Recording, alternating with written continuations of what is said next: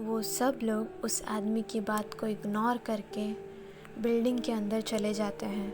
Lift में जाने से पहले वो अपने घड़ी में टाइम देखते हैं तो कुछ 11:29 के लगभग हो रहा था। वो लोग लिफ्ट के अंदर घुस जाते हैं और वो लोग देखते हैं कि उस बिल्डिंग में 13वीं फ्लोर थी ही नहीं। वो लिफ्ट डायरेक्टली 12th फ्लोर से 14th फ्लोर पे जंप कर रही थी। तभी रोहन बोलता है, वो आदमी पक्का बकवास कर रहा था। मुझे नहीं लगता कि यहाँ कोई 13वीं फ्लोर नाम की भी कोई चीज़ है। एक काम करते हैं, अब हम होटल चलते हैं, वैसे भी बहुत रात हो चुकी है। सब उसकी बात पे राज़ी होते हैं सिवाय एक के, और वो थे सिमरन। वो कहती है, गाइस प्लीज़, क्या हम 2:30 तक और वेट नहीं कर सकते क्या प्लीज़। ना चाहकर भी सबको हाँ बोलना पड़ता है। अब वहीं पे वो लोग इंतज़ार करने लगते हैं 2:30 बजने का। टाइम बीतता है और अब जानवी अपने घड़ी में देखती है तो अब करेक्ट 2:30 बज चुके थे। वो लोग एक दूसरे का शक्ल देखते हैं और लिफ्ट के अंदर चले जाते हैं। और वो लोग कुछ शॉकिंग देखते हैं, जहाँ पे अभी तक ये लिफ्ट में 12 से डायरेक्टली 14 फ्लोर का बटन था, लेकिन अब उन 12 और 14 के बीच में एक और बटन था जिस पे कोई नंबर तो नहीं था, लेकिन वो बहुत ही वियर्ड तरीके से ग्लो कर रहा था, बहुत ज़्यादा वियर्ड तरीके से। तभी सिमरन ने कहा, यानी कि उस आदमी ने सच कहा था। सूर्या उस बटन को टच कर देता है। थोड़ी देर बाद लिफ्ट का दरवाज़ा खुलता है और अब वो लोग पहुंच चुके थे उस 13th फ्लोर पे। वो सब लिफ्ट के बाहर निकलते हैं। ये फ्लोर बहुत ही अजीब थी, जैसे किसी पुराने होटल का कॉरिडोर। कालीन पर धूल, दीवारों पर सैकड़ों घड़ियाँ। हर दरवाजे पे नेम प्लेट तो थे पर कोई नाम नहीं, सिर्फ तारीखें लिखी हुई थी।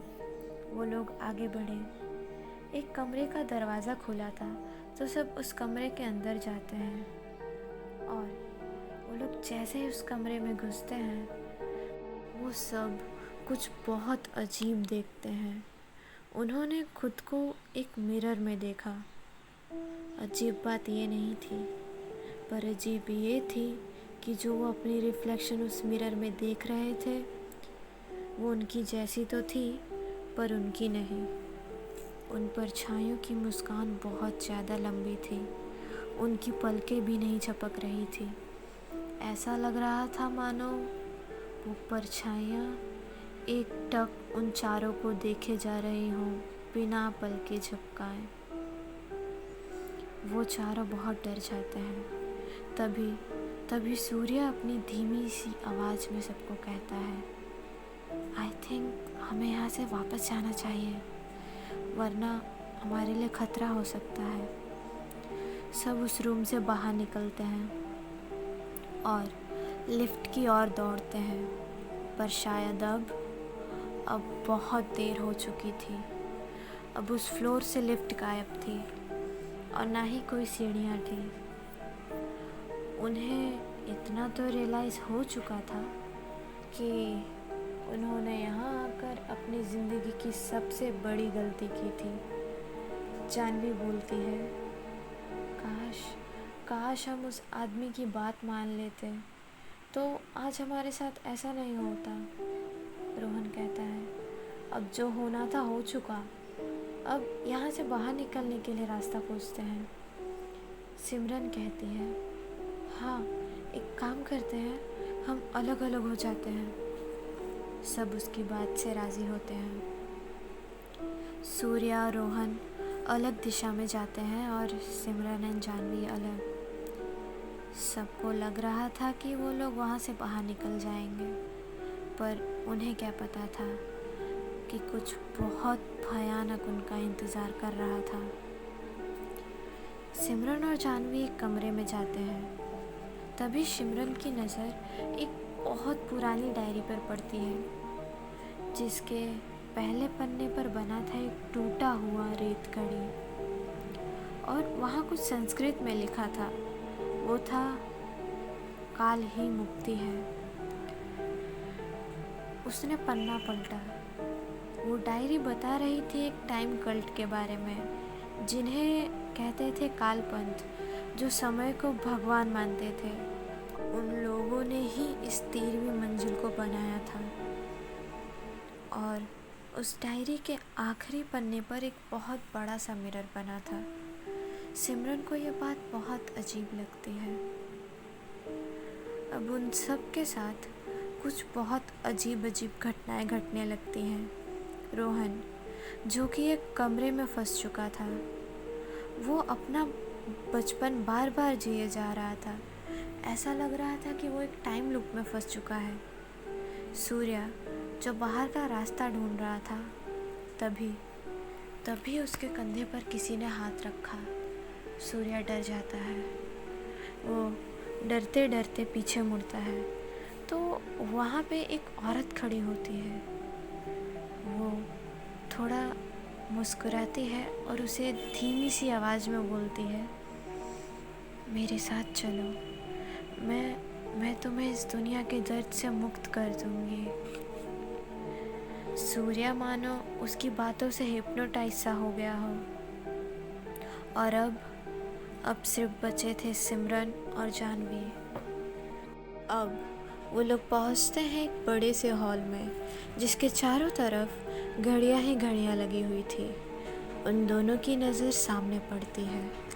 वहाँ पे एक बहुत ही बड़ी सी घड़ी होती है, और उससे भी शॉकिंग चीज़ ये कि उस घड़ी के चारों तरफ धूल में लिपटे हुए साधु होते हैं, जो कि कुछ मंत्र बड़बड़ा रहे थे।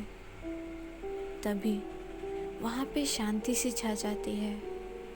उनमें से एक की नज़र जानवी और सिमरन पे पड़ती है। वो लोग डर से जाते हैं। तभी वो साधु कहता है, तुम यहाँ पहले भी आ चुके हो, तुम्हें बस याद करना है। ये समय एक भ्रम है, इससे मुक्त हो जाओ।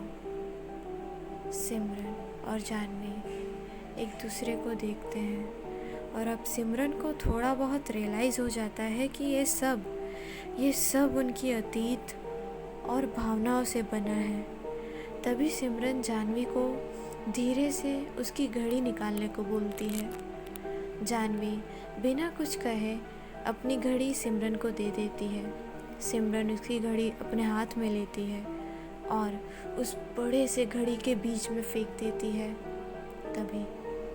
तभी सबकी चिल्लाने की और चीखने की आवाज़ आती है।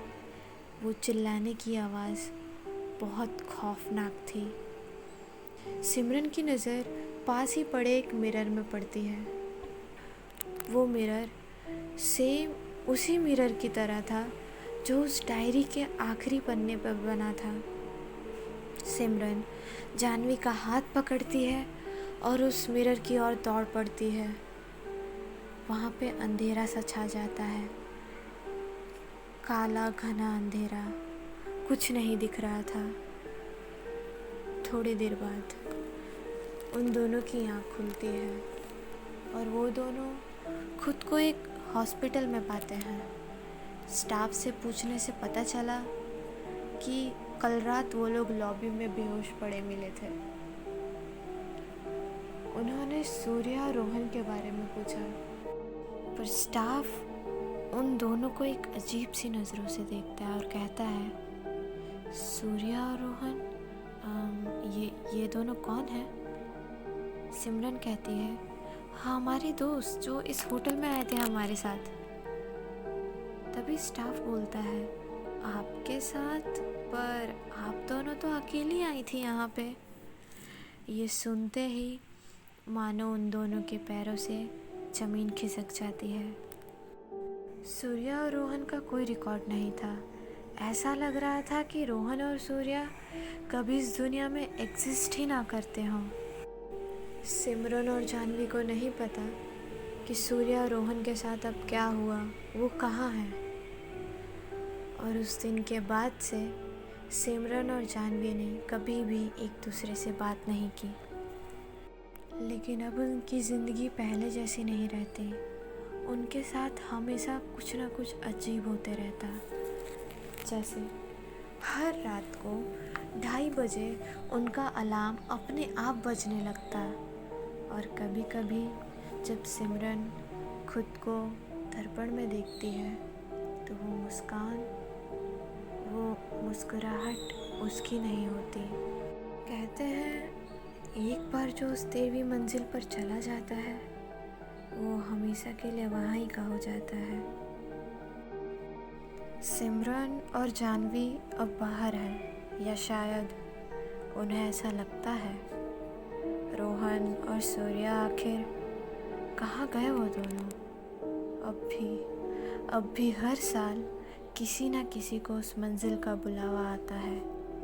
तो अगली बार अगर आप किसी इमारत में हो और घड़ी में ठीक 2:30 बज रहे हों तो लिफ्ट में जाने से पहले एक बार ज़रूर सोचना, क्योंकि कुछ मंजिलें सिर्फ ले जाने के लिए होती हैं, वापस लाने के लिए नहीं।